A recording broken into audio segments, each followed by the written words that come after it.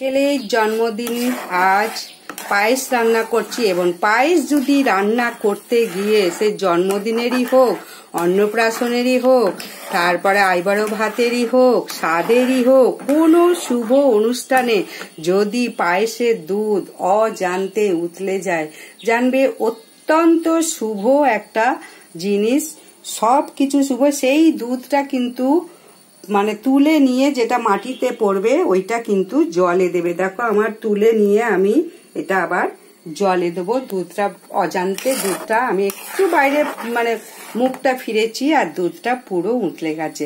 কিন্তু দুধ পুড়ে যাওয়া ভীষণ ক্ষতিকর, জানবে কোনো অশুভ সংকেত দিচ্ছে।